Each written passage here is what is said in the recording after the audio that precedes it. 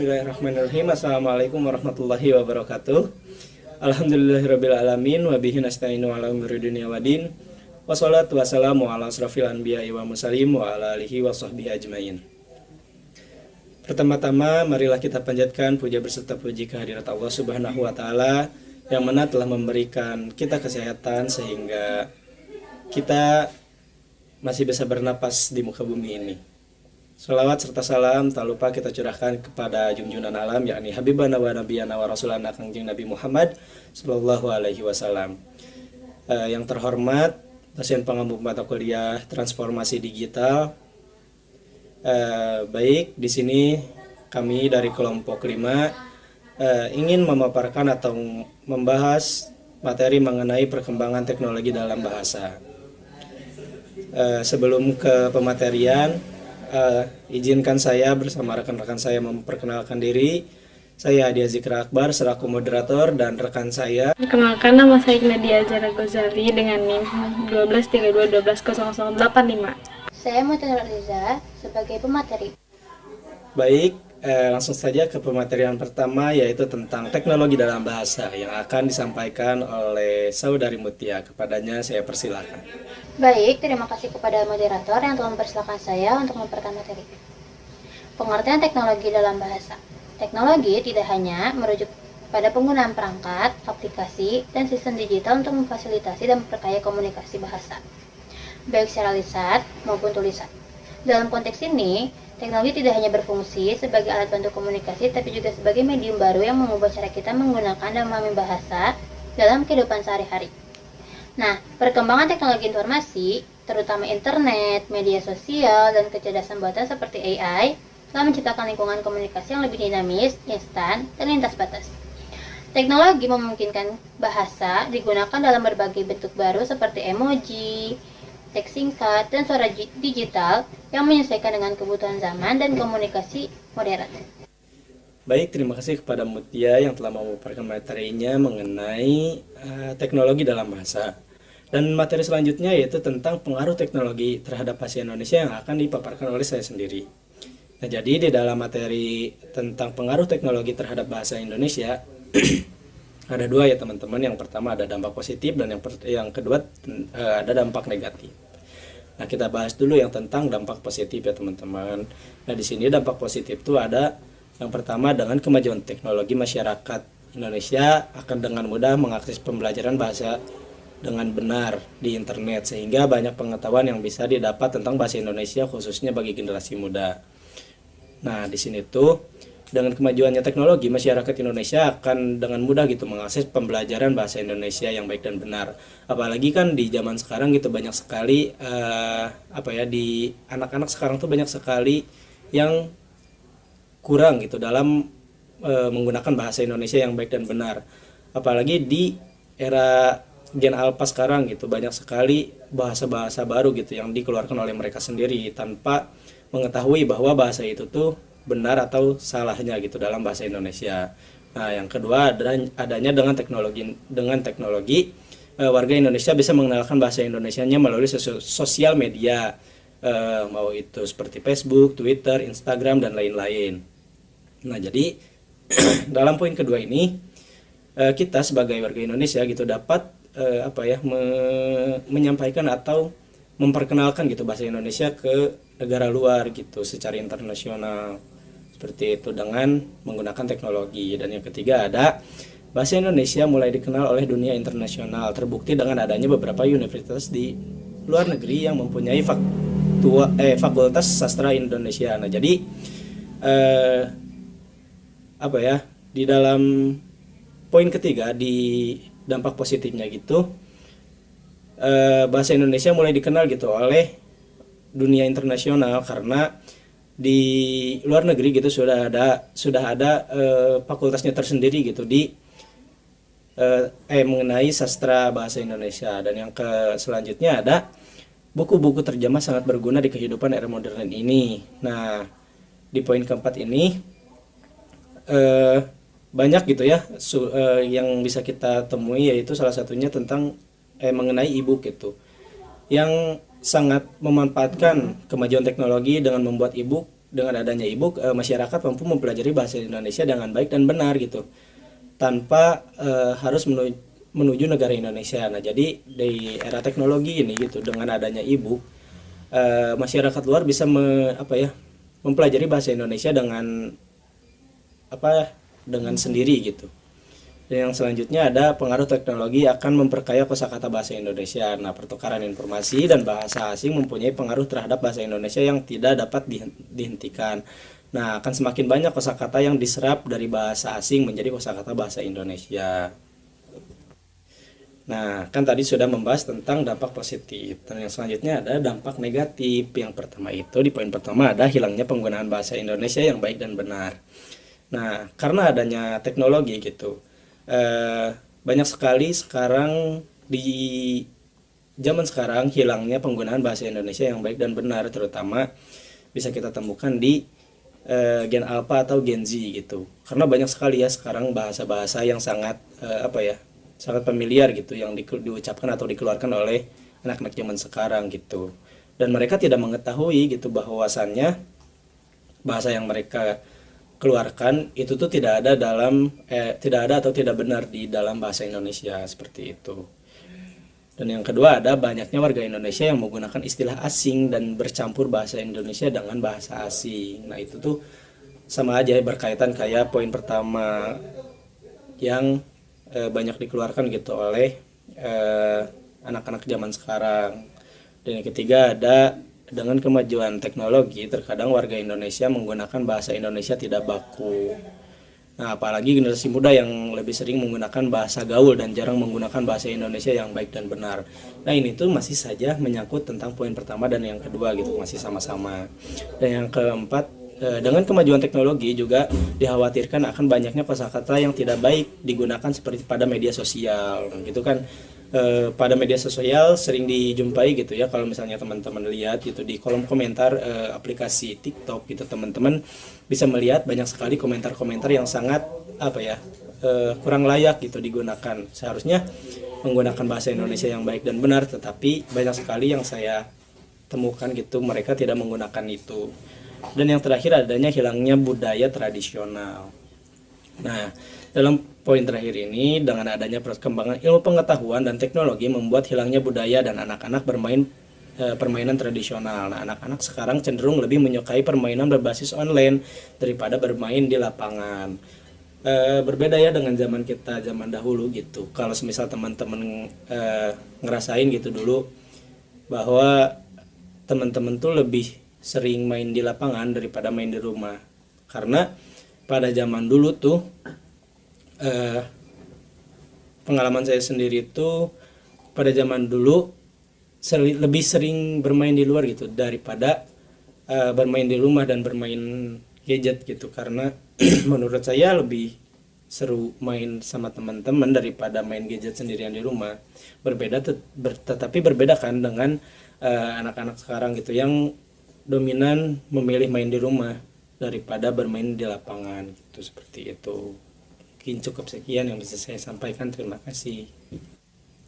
Nah, yang selanjutnya ada 2 poin lagi ya teman-teman yang akan dibahas, yaitu yang pertama tentang literasi digital dan penggunaan bahasa Indonesia, dan yang kedua tentang tantangan teknologi dalam pelestarian bahasa Indonesia.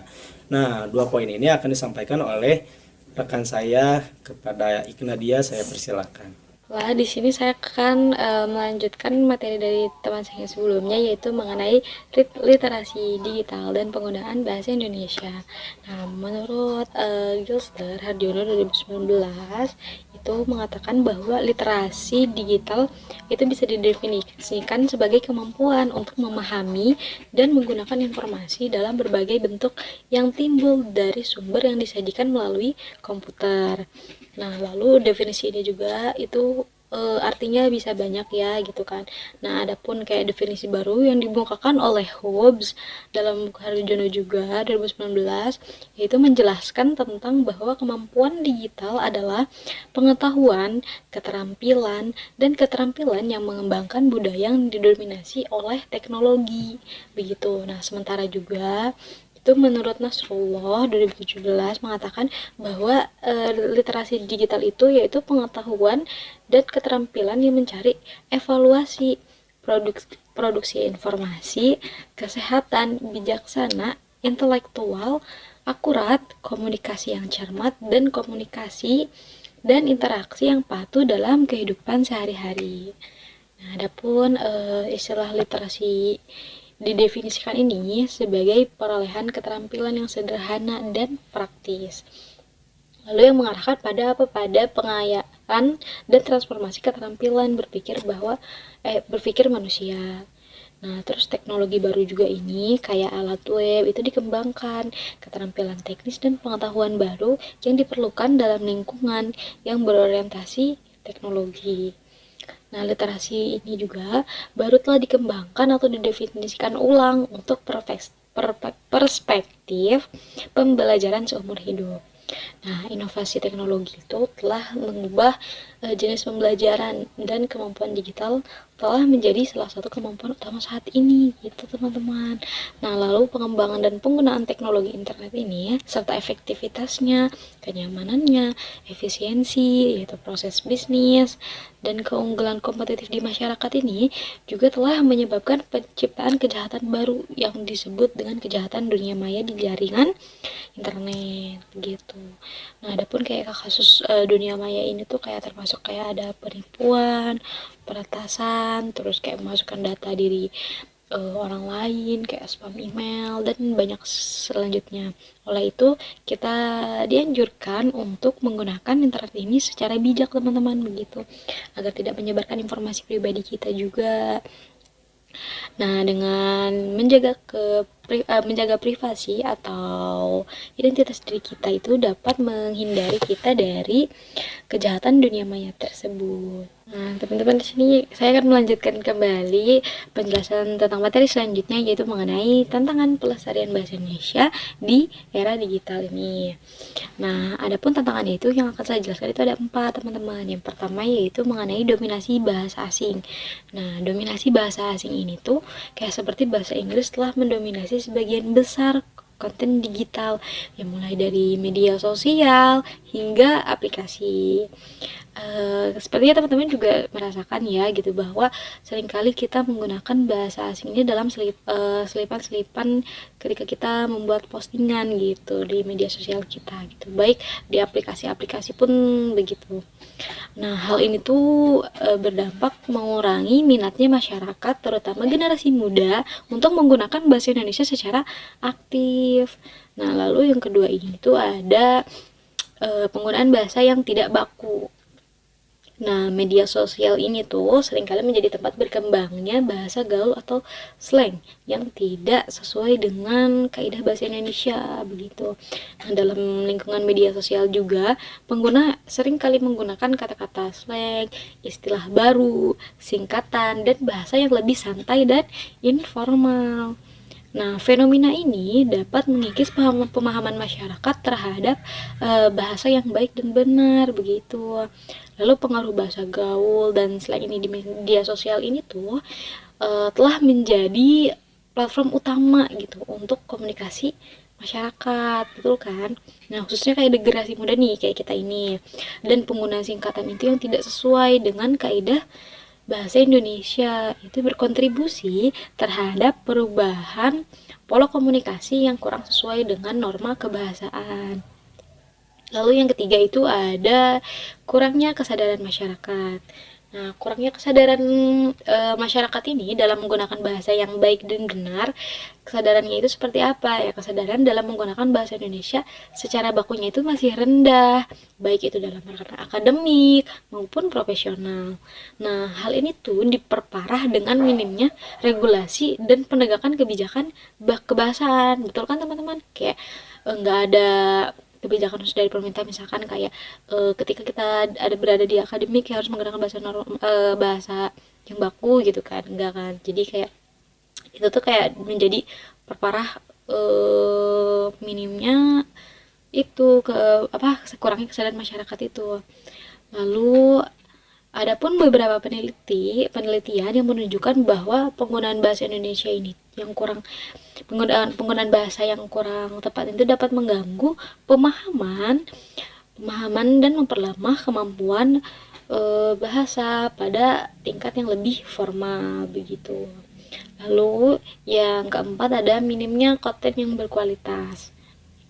Nah, minimnya konten yang berkualitas dalam bahasa Indonesia yaitu konten digital yang berkualitas tinggi dalam bahasa Indonesia. Itu masih terbatas gitu. Nah, bisa teman-teman rasakan juga ya. Mungkin kebanyakan konten sekarang ini jarang banget ada konten yang membahas tentang kayak penggunaan bahasa Indonesia dan baik dan benar gitu, atau misalkan seperti apa, karena konten-konten pada zaman ini juga teman-teman mungkin sudah tahu banget ya gitu kan, kayak tadi yang sudah dijelaskan juga menggunakan bahasa singkatan, bahasa gaul begitu. Nah, hal ini tuh memengaruhi daya tarik masyarakat gitu untuk menggunakan bahasa Indonesia dalam aktivitas digitalnya. Nah, konten yang tersedia di internet dan media sosial ini tidak memenuhi standar kualitas yang baik dari segi bahasa, isi maupun desain. Nah, mungkin cukup sekian materi dari saya kembalikan kepada moderator. Nah, baik, terima kasih kepada Iknadia. Dapat ditarik kesimpulan dari beberapa materi di atas ya teman-teman, bahwa teknologi telah menjadi bagian penting dalam perkembangan bahasa khususnya bahasa Indonesia. Nah, ia mempermudah akses pembelajaran, memperluas jangkauan komunikasi, dan memperkaya bentuk-bentuk ekspresi bahasa melalui media sosial. Nah, aplikasi serta alat bantu digital teknologi juga turut mendukung pelestarian bahasa Indonesia di tingkat global melalui berbagai platform pembelajaran dan publikasi digital. Nah, namun di sisi lain teknologi juga membawa dampak negatif seperti menurunnya penggunaan bahasa Indonesia yang baik dan benar, dominasi bahasa asing, serta munculnya bahasa gaul dan campur kode yang dapat merusak struktur kebahasaan, konten berkualitas dalam bahasa Indonesia, serta rendahnya kesadaran masyarakat akan pentingnya penggunaan bahasa yang sesuai kaidah. Nah, oleh karena itu, literasi digital menjadi keterampilan penting yang harus dimiliki masyarakat untuk dapat menggunakan teknologi secara bijak dan mendukung pelestarian bahasa Indonesia dalam kehidupan digital sehari-hari. Nah, mungkin cukup sekian yang bisa kelompok kami sampaikan, kurang lebihnya mohon maaf. Wabillahi taufik wal hidayah. Wassalamualaikum warahmatullahi wabarakatuh.